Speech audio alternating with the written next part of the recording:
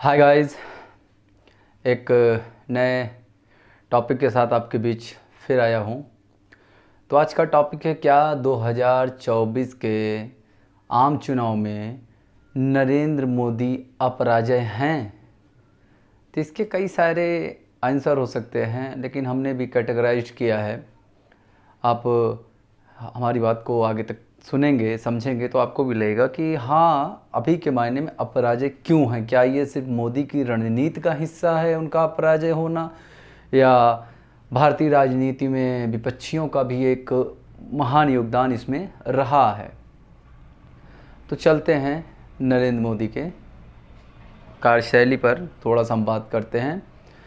तो नरेंद्र मोदी जब 2014 में इलेक्शन जीत कर आए और प्रधानमंत्री बने, तब से इनका रणनीति रहा है कि हिंदुओं के प्रति बीजेपी मुखर रही है।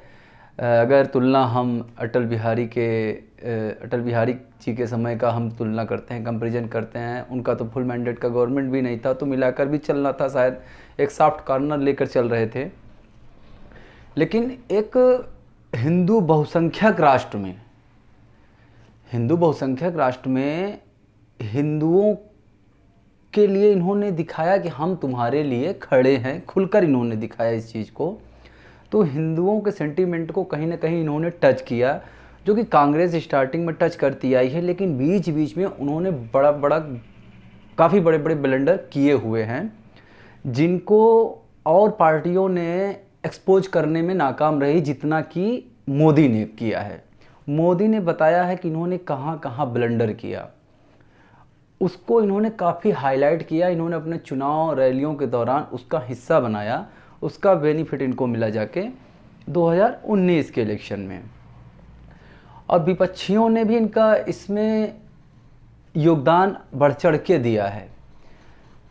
अब कोई भी गवर्नमेंट आती है, तो कांग्रेस हो, बीजेपी हो, जो भी केंद्र में सरकार रही हुई है, उन्होंने देश के लिए कुछ ना कुछ किया है। ये हम भी मानते हैं, आप भी मानते हैं, सब लोग मानते हैं। सब ने राष्ट्र के लिए कुछ ना कुछ अच्छा किया है, और कुछ ना कुछ ब्लंडर सब ने किया है, चाहे मोदी का समय रहा हो, चाहे वो कांग्रेस का रहा हो, और जो भी जिसने भी अपना कार्यकाल चलाया है, अच्छे काम भी किए हैं, कुछ ब्लंडर्स भी किए हुए हैं।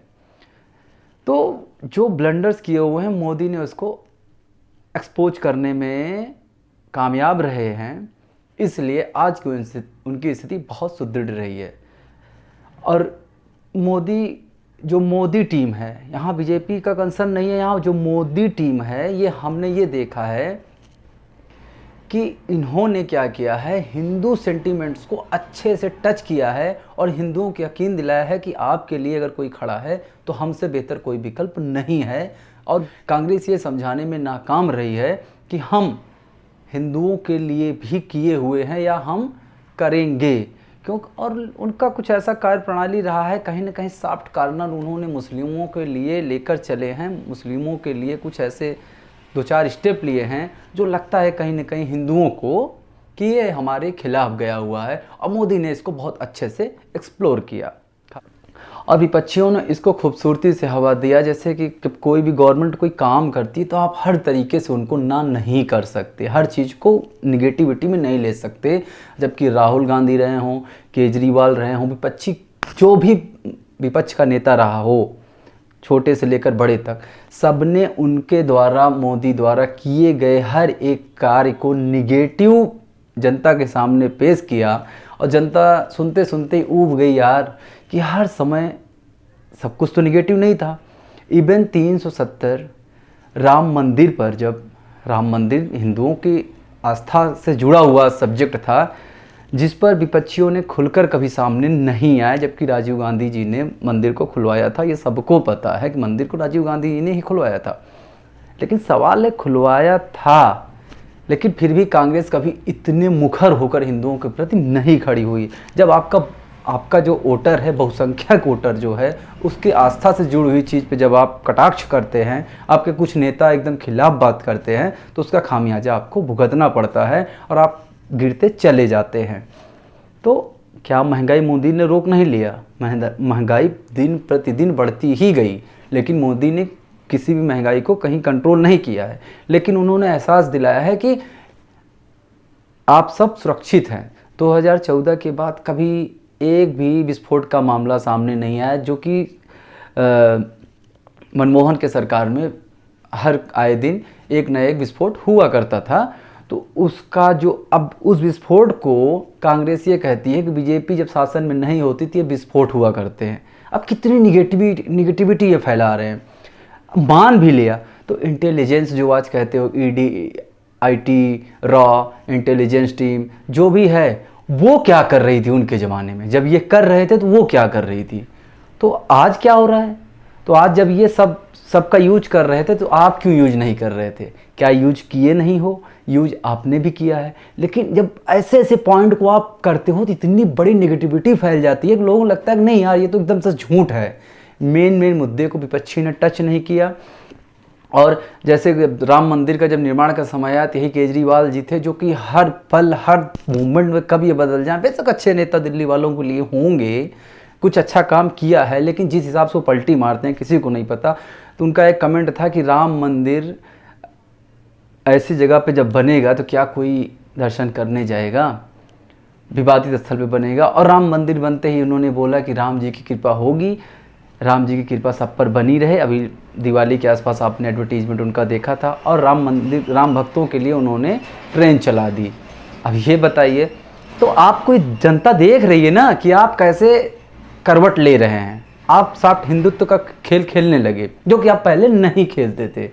और राहुल गांधी भैया हैं, वो क्या किए, जनेऊधारी बन गए। मतलब प्रियंका गांधी इस चुनाव में गंगा नहाना, गंगा का पानी पीना, तो ये सब क्या है कि लगता है कि आपके अंदर हिंदू सॉफ्ट वोट के लिए आप ये सब हरकत कर रहे हैं। अखिलेश भी वही मंदिर जाना, ये सब मेरा विरोध नहीं है। आप पहले कहे हुए हम नास्तिक हैं, हम भगवान को नहीं मानते, और ऐसे टाइम पर जब आप आगे आते हो तो जनता को वो सब चीज़ें दिखने लगती है। हमें किसी विचारधारा से नहीं मतलब है, हम ये बता रहे हैं क्या मोदी अपराजय हैं। तो बिल्कुल ये सब कारणों से मोदी अपराजय हैं, ना कि अपनी नीति की वजह से। नीति तो है इनकी अच्छी, बहुत सारे में काम गड़बड़ भी है इनका, लेकिन मैक्सिमम जब अच्छी चीज़ों को, गड़बड़ चीज़ें भी इनकी ढक जा रही है विपक्षियों की लापरवाही से। सब जैसे 370 पे कोई खुलकर सामने नहीं है, सबने विरोध किया कि कोई तरीका है 370 हटाने का। अरे भैया कौन सा तरीका होना चाहिए? 60 साल से आप थे तो कौन सा तरीका, कैसे क्या पूछते? अब्दुल्ला से जाते और महबूबा से जाते, पूछते कि भैया बहन जी क्या इसको हम हटा दें? तो वो कहते नहीं नहीं हटा लो। नहीं ना, वो तो बोल रहे थे कि मोदी 20 बार आएगा तो भी नहीं हटा पाएगा। मतलब मीन्स दैट उन्होंने ऐसा क्रिएट किया कि इम्पॉसिबल चीज़ है इस दुनिया में, ये चीज़ नहीं हो सकती। हिंदुस्तान में 370 कभी हट ही नहीं सकता, लोगों के माइंड में ये क्रिएट कर दिया। महबूबा कहती थी कि तिरंगा उठाने वाला कोई हाथ नहीं होगा कश्मीर में 370 से छेड़खानी हुई तो, मतलब ओपन खुला चैलेंज। तो जब इसको 2019 जीतने के बाद जब अमित शाह ने इसको इम्प्लीमेंट किया, 370 को हटाया कश्मीर से, तो ये बहुत बड़ा मैसेज हिंदुस्तान में गया। सभी जो SC ST दलित वर्ग था वो भी फ्लुएंस हुआ इनसे कि मोदी एक ऐसा चेहरा है जो इम्पॉसिबल को भी पॉसिबल कर सकता है, जबकि इम्पॉसिबल नहीं था। अकॉर्डिंग टू लॉ ही, संविधान के अनुसार ही ये 370 को हटाया गया है। लेकिन सवाल ये है कि विपक्षियों ने इसको ऐसा पेश कर दिया कि नहीं भैया 370 असंवैधानिक तरीके से हटाया गया, ये काला दिन है। काला दिन, व्हाट यू मीन काला दिन? काला दिन कैसे हो सकता है? हिंदुस्तान का 80% जनसंख्या ये चाहती है, 80% वोटर ये चाह रहे हैं 370 हटे। अब असंवैधानिक संवैधानिक वो एक अलग मुद्दा हो गया, जबकि संवैधानिक तरीके से हटा। मैं फिर कह रहा हूँ वो मुद्दा अलग है, सेंटीमेंट अलग है। तो सेंटीमेंट ये 370 हटना चाहिए, 370 हटा, राम मंदिर बनना चाहिए। अब राम मंदिर की जगह विपक्षी ये कहते थे कि वहाँ हॉस्पिटल बन जाए। मतलब मेरा कंसर्न हॉस्पिटल का नहीं है, उसके पहले जब आप लोग थे तो वो क्या उसी एरिया से अगर एक हॉस्पिटल बन जाता तो पूरे हिंदुस्तान को कवर करता? उसके पहले जो हॉस्पिटल बने हुए हैं, आप ये नहीं कहते कि और हॉस्पिटल को बढ़िया करिए और हॉस्पिटल्स बनवाइए, लेकिन आप ये कहते हैं जब कि उस मंदिर की जगह हॉस्पिटल बनवाओ, तो क्या हिंदू सेंटीमेंट के खिलाफ नहीं होता? उनको भी तो मस्जिद चाहिए थी ना, मैं खिलाफ नहीं हूँ मस्जिद के, उनको भी मस्जिद चाहिए था। क्या उस मस्जिद की जगह पर कभी किसी ने कहा कि वो बनना चाहिए? किसी पार्टिकुलर मस्जिद में जहाँ पर मस्जिद ही बना हो, क्या उसकी जगह कोई विपक्षी बोलेगा कि वहाँ हॉस्पिटल या स्कूल बनना चाहिए, यूनिवर्सिटीज़ बनना चाहिए। अरे आपके पास बहुत हॉस्पिटल्स हैं, बहुत यूनिवर्सिटीज़ हैं, जिनको आप बढ़िया बनाइए, बेहतर बनाइए। इस पर उन्होंने नहीं कहा, उन्होंने कहा कुछ मंदिर की जगह हॉस्पिटल बना दीजिए। तो मैं कह रहा हूँ क्या अगर हॉस्पिटल एक बन जाता तो क्या पूरे हिंदुस्तान को कवर कर लेता? नहीं कवर कर पाता। जब नहीं कवर कर पाता तो ये हिंदू सेंटीमेंट के खिलाफ ही गया। और इसको मोदी ने क्या किया, एक्सप्लोर कर लिया कि ये देखिए ये राम मंदिर बनने नहीं दे रहे हैं। अब जब राम मंदिर बन गया तो फिर विपक्षी कहने लगा कि ये तो मोदी ने नहीं, ये बनवाया है किसने, ये सुप्रीम कोर्ट के आदेश से बना हुआ है। अरे भैया सुप्रीम कोर्ट तब भी तो था, गवर्नमेंट जब आपकी थी तब क्यों नहीं बना?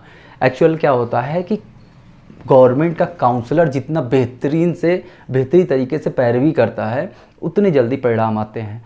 तो मोदी के ज़माने में काउंसलर ने अच्छा जो है वहाँ पर पैरवी करी सुप्रीम कोर्ट में, जिसका रिजल्ट राम मंदिर के रूप में आया। तो मोदी को इनकार नहीं किया जाता कि मोदी नीति नहीं चली। तो मोदी की वजह से, बिल्कुल बीजेपी गवर्नमेंट की वजह से ही राम मंदिर का निर्माण संभव हो पाया। विपक्षी कभी ना हाथ रखती। 370 जो बहुत बड़ी चीज़ है। कुछ लोग कहते हैं कि 370 राम मंदिर पर कब तक चलेगा? बिल्कुल ये दो काम हो गए, बिल्कुल हमें अब इस पर आगे फ्यूचर मोड नहीं करना है, ना इसके पीछे भागना है। दूसरी बात, जब 2019 चुनाव के पहले पुलवामा अटैक हुआ तो इन्होंने साफ कहा कि ये अटैक बीजेपी वालों ने करवाया है। कितना घटिया हरकत। देखिए पहली चीज़ कि बीजेपी वालों ने करवाया है ये अटैक, जो आपके जो भी सैनिक मरे हुए हैं।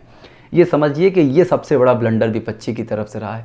लेकिन जब इन्होंने काउंटर किया, एयर स्ट्राइक किया पाकिस्तान पर, तो फिर उससे भी ब्लंडर ये हो गया कि आप सबूत दीजिए। आर्मी कोई काम करती है, सबूत दीजिए। मीन्स दैट उस आर्मी पर भी आप विश्वास नहीं कर रहे हैं, केवल मोदी विरोध में। मोदी विरोध में आप कभी बहकते बहकते इतना चले गए कि हिंदू सेंटीमेंट से भी आप खेल कर गए और आपको ये चीज़ पता नहीं चला कि मोदी की विरोध, कितना विरोध मोदी का करना है। आप मोदी का विरोध करते करते इतने नीचे तक गिर गए कि आपको पता ही नहीं चला कि हमारे वोटर कहीं ना कहीं धीरे धीरे वो आपसे मुंह मोड़ रहे हैं, कहीं और जा रहे हैं। तो अब जो परफेक्ट कांग्रेसी था उसे मतलब कुछ भी नहीं, मतलब जो चमचा भक्त, ये एक अलग मुद्दा है। जो मैं कह रहा हूँ कांग्रेसी विचारधारा का परफेक्ट रहा है, उसका विश्वास कांग्रेस से उठ गया कि ये गर्त में इतनी चली जा रही है अपनी कार्यप्रणाली की वजह से। खासकर राहुल गांधी जी जब से मेन फ्रेम पर आए हैं, अध्यक्ष अभी तो नहीं है, कार्यकारिणी के अध्यक्ष अभी जो हैं सोनिया गांधी हैं, जब बीच में थे अब भी, लेकिन फ्रंट पे यही खेल रहे हैं कांग्रेस की तरफ से, सत्यानाश ये कर रहे हैं बराबर। हमारे बेस्ट कब क्या बोल जाएं, इनको खुद ही नहीं पता है कि कब क्या उठेंगे, क्या आँख मीच के क्या बोल देंगे। इनको खुद ही नहीं पता कि हम जो समझ रहे हैं वो हमें नहीं समझना चाहिए, जो हम समझना चाहते हैं वो समझ के बाहर है। तो मीन्स दैट बहुत बड़े बड़े ब्लंडर ये अपने स्पीच में कर देते हैं कि जो लगता है कि नहीं भैया इनके बस की बात नहीं है। तो बीजेपी की ये लगातार लोगों का विश्वास बनता जा रहा है कि ठीक है महंगाई बढ़ रही है, जबकि सब महंगाई से त्रस्त भी हैं कि महंगाई बढ़ रही है। फिलहाल एक अच्छा नेतृत्व केंद्र में यही है कि जो भारत को बेहतर से बेहतर स्थिति में लेके जा सकता है, और ये दिख भी रहा है। अब मीन्स दैट कोरोना काल में आप लोग पिछले 2 साल में ये गवर्नमेंट ने कोई सही पूछो तो कोई काम नहीं कर पाया, सिर्फ भारत किस तरफ ही रहा। अब घंटा बजवाया कोरोना काल में, दीपक जलवाया कोरोना काल में। अब लोग कहते हैं घंटा बजवाने से कोरोना थोड़ी जाएगा। उन्होंने घंटा किस लिए बजवाया, दीपक किस लिए जलवाया, इस पर तो कोई बात ही नहीं किया। उन्होंने उस आर्मी के लिए, उस डॉक्टर के लिए, उस जो भी फ्रंट लाइन वर्कर थे उनके लिए बोला, उनके सम्मान लिए करिए कि उनका हौसला बढ़े कि पूरा भारत हमारे साथ है। कहीं मोदी ने अपने स्पीच में ये नहीं कहा कि आप घंटा बजाएंगे तो कोरोना जाएगा। लेकिन विपक्षियों ने क्या कहा, घंटा बजा के कोरोना दूर कर रहे हैं, और इनके साथ लोग, इनके चाहने वाले भी वही मूर्खता कर रहे हैं। पूरा हिंदुस्तान को इन्होंने मूर्ख बनाया हुआ है। तो भैया मूर्ख नहीं बनाया हुआ है, ये हिंदुस्तान के रगों में शामिल हो गया है। इस समय इसकी स्थिति ये हो चुकी है। तो अभी का जो कंडीशन देख रहे हैं कि 2 कोरोना के स्थिति के बाद पूरे वर्ल्ड में चीज़ें बिखरी हुई हैं, पूरे वर्ल्ड में चीज़ें बिखरी हुई हैं। हम भारत को देख रहे हैं, भारत के बाहर भी चीज़ें बहुत बुरा हो रहा है। श्रीलंका, पाकिस्तान का हाल इस समय, अब कहे तो पाकिस्तान के पीछे क्यों पड़े हो, नहीं, श्रीलंका, पाकिस्तान, म्यांमार, भूटान का तो हमारे, अब आप ये कह सकते हैं कि हमारे आगे वो हैं क्या। अरे तो अमेरिका के आगे वाकई में हम हैं क्या, कुछ नहीं है ना। फिर भी अमेरिका में 8 लाख लोग मरे हुए हैं लिस्ट के हिसाब से, जो ऑफिशियल लिस्ट है। और भारत में तो 5 ही लाख हैं, और जनसंख्या के आधार पर वो कहीं भी नहीं ठहरता, उत्तर प्रदेश के बराबर ठहरता है। तो बहुत सारी चीज़ों में इन्होंने ब्लंडर किया है, बहुत सारी चीज़ों में करते रहेंगे। तो ये इन्होंने क्या किया कि एक बहुसंख्यक को इन्होंने हर तरफ से निराश किया है, इन पर अटैक किया गया है और मोदी ने इस चीज़ को पकड़ा और इसका काउंटर किया है। अभी कश्मीर फाइल रिलीज हुई है। कश्मीर फाइल जब रिलीज हुई किसी ने सपोर्ट नहीं किया, जैसे मोदी सपोर्ट करने आए साथ में खड़े होकर एक पिक्चर जब उनका कुछ चलने लगा, उसके बाद दर्शक भी इसका पिक्चर को सपोर्ट किए। ये मूवी जब कमाने लगी तो कुछ और मीडिया और लोग भी साथ में आ गए। जब साथ में आ गए तो सब लोग और एक धड़ा बट गया खिलाफ में कि ये सब गलत है। मीन दैट कितने अंधे हो गए। मूवी एंटरटेनमेंट है, रहने दो ना, गलत सही क्या। और पहले पिक्चर में आपने नहीं देखा, हैदर में नहीं देखा, हैदर में आतंकवादियों को आप ग्लोरीफाई जस्टिफाई करते हैं। आप सुल्तान मिर्जा का पिक्चर बनाते हैं वंस अपॉन टाइम मुंबई, उसमें जो है एक डॉन के कैरेक्टर को आप इतना बेहतर बनाते हैं कि इंडिया के लिए यूथ आइकन हो जाता है, लोग उसको फॉलो करने लगते हैं। एक डॉन को मतलब वो डॉन जो मुंबई में बम ब्लास्ट करवा देता है, लोगों की हत्या करवा देता है, मीन्स दैट सैकड़ों लोग मारे जाते हैं उस बम ब्लास्ट में, कितने अपनी मदर फादर अपनी बहन भाई को खो दिया, और आप उसको हीरो बना के पर्दे पे पेश करते हैं। उस पर तो किसी ने ऑब्जेक्शन नहीं लिया, सबने उसको हाथों हाथ लिया। तो कश्मीर फाइल क्यों अड़ गई आपके खिलाफ?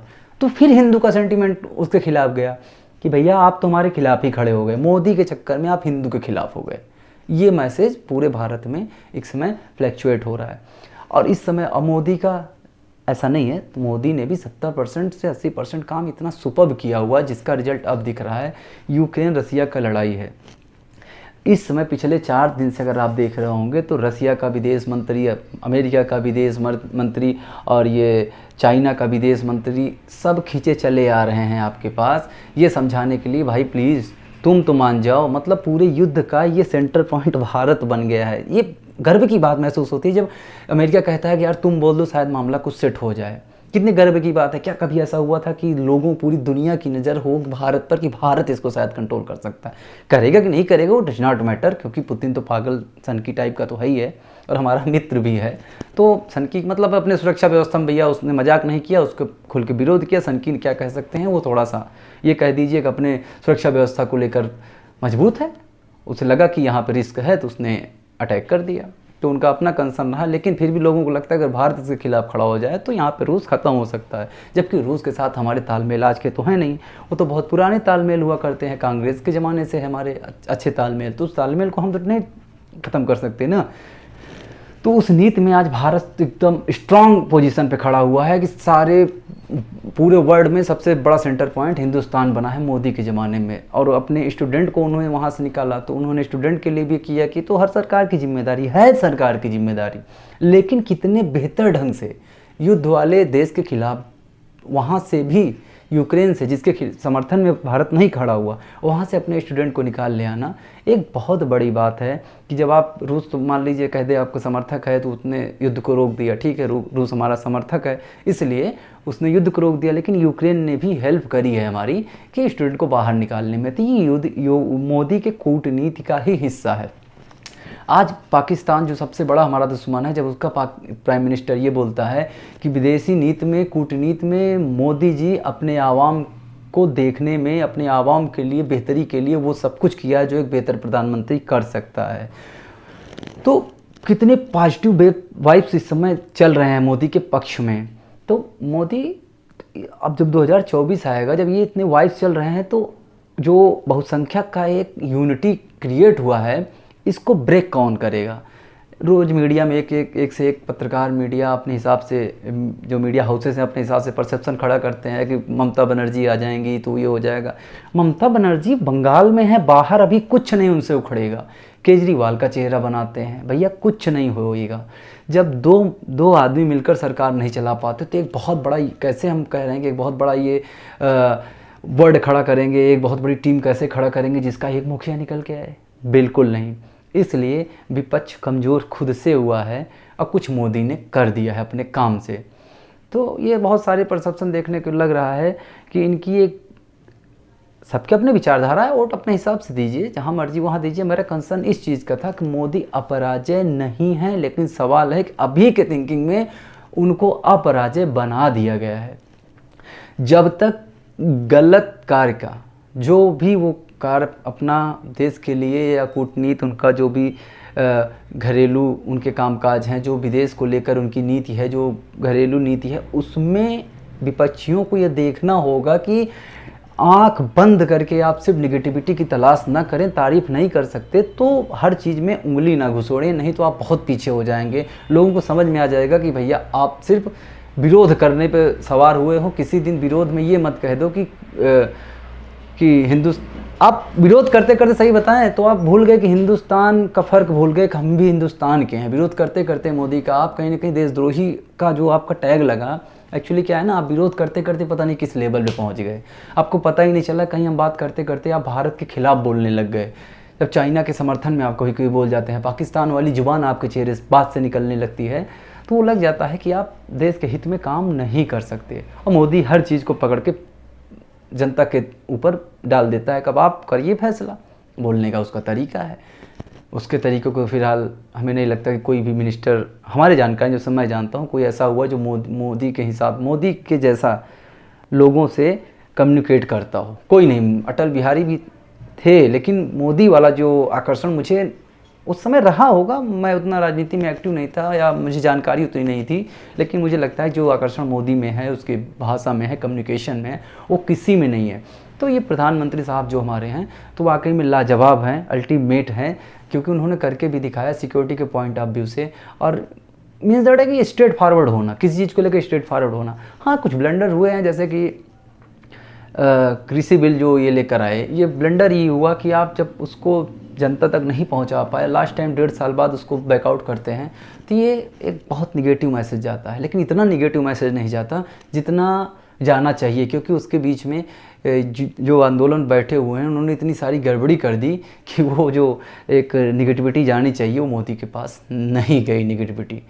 तो और बाकी योजना में बहुत सारे गिना दूँ, बिल्कुल योजना बहुत सारे हैं जो जातिवाद देखकर नहीं हुआ। और सबसे बड़ी चीज़, विपक्षियों ने इनको मुस्लिम फोबिया बना दी, मतलब मुस्लिम के खिलाफ ये टीम बना दी, जबकि सबको पता है कि मोदी अपने स्पीच में कभी भी 125 करोड़ हिंदुस्तानी, 125 करोड़ हिंदुस्तानी, 125 करोड़ हिंदुस्तानी, इसके अलावा बात ही क्या किया।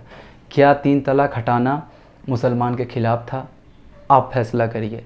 क्या मदरसों को आधुनिक बनाना, क्या ये मुसलमान के ख़िलाफ़ है? आप फैसला करिए। कैसे हम मान लें मुसलमान के ख़िलाफ़ चीज़ें हैं? अब तो ये केंद्र सरकार की बात आई तो हर चीज़ खिलाफ में नहीं कर सकते। उज्ज्वला योजना, जो शौचालय घर घर पहुंचाना, अब तो शौचालय पहुंचा के जब खाएंगे नहीं तो करेंगे क्या? जाहिलता वाली बात है कि आपको अरे भैया, आप हो सकता है कि लोटा उठा के दोपहर में निकल जाएं, आपके घर की बहुएं अगर, क्योंकि कुछ चीज़ें नेचुरल होती हैं, किसी का आप तबीयत नहीं जानते कब कैसे क्या हो जाए, तो वो लोटा लेकर आपकी तरह नहीं दौड़ सकते ना दोपहर में। तो उनके लिए वो जो आपका ये जो भी कह लो कि ये जो भीख मिला है, ये जो भी कह लो, ये आपका, क्योंकि आप विपक्ष में क्या तर्क दोगे मुझे नहीं पता, ये बहुत बड़ी चीज़ आपको मिली हुई है। सबके घर नहीं था तभी तो इतना बनाना। आप इसकी उपयोगिता महत्व नहीं समझते, आप इसके लिए एक निगेटिव पहले ये निकालते हैं, कुछ खाने को पहले दो, शौचालय क्या करूं यार, तब भी तो खा पी तो रहे हो ना, पॉटी तो कर रहे हो ना, वो तो हो ही रही होगी ना, तो उतना तब तक करो ना, उसमें जाने की आदत तो डालो यार, उसमें तुम जा ही नहीं रहे हो। अब मोदी हाथ पकड़ के कहेगा चाचा चलो थोड़ा सा वहीं फ्रेश हो लो यार, बाहर मत जाओ। अब ये मोदी तो नहीं कहने जाएगा घर घर, ये तो आपको ही करना पड़ेगा। तो उस व्यवस्था को भी आप निगेटिव तर्क दे दिए। तो जब अच्छी चीज़ों को आप निगेटिव तर्क देते हैं तो उसका आपके ऊपर एक निगेटिव मैसेज आपकी पार्टी के लिए जाता है, जिसका प्रतिफल आपको हर दिन देखने को मिल रहा है। कांग्रेस सिमटती जा रही है और कांग्रेस जो विशुद्ध कांग्रेसीय थे वो धीरे धीरे आपके पास जा रहे हैं, मतलब आप पार्टी की तरफ जा रहे हैं, क्योंकि वो चीज़ उनमें उनको वहाँ दिख रही है। और क्षेत्रीय पार्टियों में मिल जा रहे हैं, लेकिन कांग्रेस और कुछ बीजेपी में आ जा रहे हैं। तो ये कार्य प्रणाली, विपक्षियों का कार्य प्रणाली भी 37% ऐसा है जो विपक्षियों का कार्य प्रणाली मोदी को अपराजय बना दिया है। मोदी एक्चुअली अपराजय नहीं है। एक बेहतर नेता अगर खड़ा हो जाए तो हाँ, मोदी को हराया जा सकता है। लेकिन फिलहाल अभी कंडीशन पे ये है कि पूरा हिंदुस्तान मोदी को हारते हुए देखना नहीं चाहता, क्योंकि हमारा भारत जहाँ पे है, अभी 10 साल इनको और दीजिए, बिल्कुल दीजिए, क्या वो तो ले ही लेंगे, क्योंकि अच्छा वर्क कर रहे हैं। वो सिर्फ मेरे बताने से नहीं है, मेरा कंसर्न इतने से था आज का टॉपिक कि मोदी अपराजय हैं कि नहीं हैं। तो मैं बोल रहा हूँ कि विपक्षियों कार्य प्रणाली की वजह से मोदी अपराजय हो सकते हैं, बाकी अपराजय यहाँ पर कोई नहीं है। ना इंदिरा थी, ना मोदी रहेंगे। इंदिरा जी का, ना नेहरू जी की बात छोड़िए, तो इंदिरा जी बेहतर अब इंदिरा जी मोदी कंपेरिजन इसलिए करना बनता है कि दोनों ही अपने यूनिक लीडर थे, ये मैं मानता हूँ। इंदिरा गांधी के बारे अगर कोई भी कांग्रेस का लीडर पूछे तो वाकई में इंदिरा गांधी लाजवाब रही हैं, इधर पे नरेंद्र मोदी जी लाजवाब रहे हुए हैं। फिलहाल मेरा पॉइंट ऑफ व्यू यही है। मेरा उम्मीद है कि आपको वीडियो पसंद आया होगा, और पसंद आया तो प्लीज़ सब्सक्राइब करिए, और जो भी पॉइंट रह गए हों आप मैसेज में बॉक्स में आप बता दीजिए। कुछ पॉइंट पे जिसमें मैंने चर्चा नहीं कर पाया, सम अप नहीं कर पाया, उसको प्लीज़ आप मुझे बताइए। वीडियो में और क्या सुधार हो सकता है उसके बारे में आप चर्चा करिए, और जिससे हम कुछ और बेहतर वीडियो आपके लिए ला सकें। तब तक के लिए जय हिंद, जय भारत।